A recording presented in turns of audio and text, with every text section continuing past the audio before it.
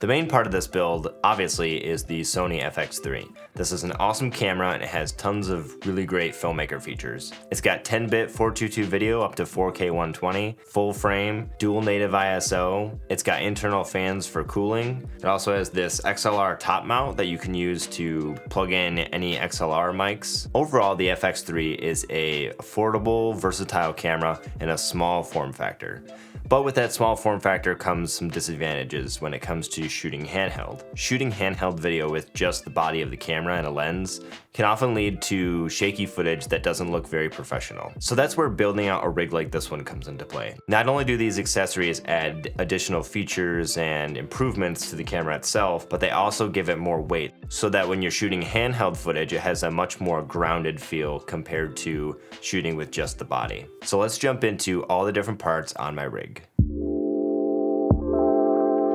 Like any good build, you should always start off with a solid cage to build everything around. A good cage that mounts to the camera offers you multiple mounting points to build out more parts of your rig. I purchased my FX3 a few years ago when it was first announced, and at the time the best rig for this camera was this cage by Tilta. Unfortunately, they don't make this one anymore, but they just released an updated version of it. With my setup, I shoot a lot of interviews, and I found recently that it's great to have your microphone pipe directly into the camera through the XLR. So instead of using a top handle from Small Rig or Tilta, I actually use the Sony XLR top handle with a couple modifications. I have this Small Rig extension on the back of the XLR handle along with a cheese plate on the top. This is great because it allows me more room to put my hand on the grip to grab the camera better. And the cheese plate on the top has a lot more 1/4-20 holes where you can mount more accessories. And speaking of that, on top of the cheese plate I have my monitor mounted. And the monitor arm I have is a generic one from Amazon. However, this one often is unavailable, so there are other options out there that are similar to this one. I like the friction arm because it allows me to position the monitor in multiple different locations. For my monitor, I have the Atomos Shinobi. This is a 5-inch monitor and it gets super bright for when you're shooting outside, and it has a bunch of awesome features like focus peaking, false colors, and frame guidelines. And it also has an SD card slot where you can load on your own custom LUTs for previewing while you're shooting. I've been using this for years and it's been an awesome monitor.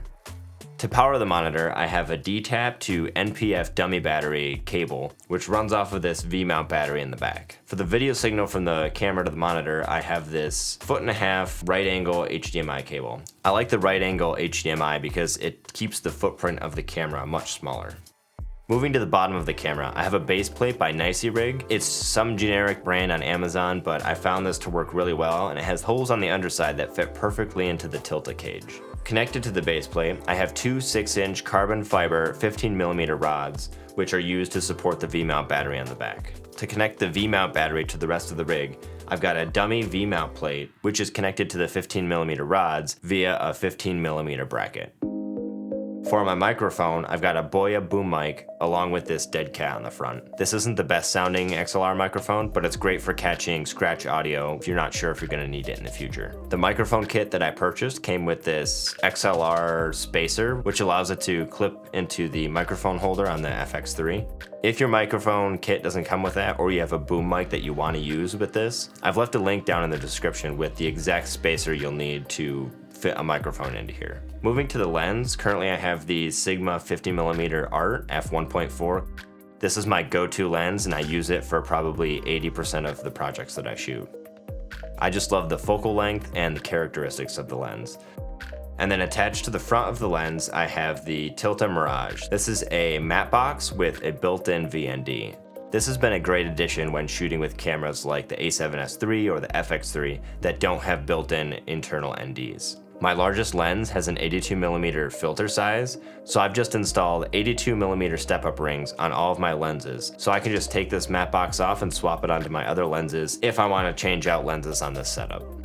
Last but not least is this wooden side handle from Small Rig. Unfortunately, this has been discontinued and it's really hard to find out on the internet, but if you stumble across it, be sure to pick one up because this has been a game changer with my rig. I'm able to hold the camera comfortably and securely and get some really awesome shots and still keep the profile of the camera relatively small.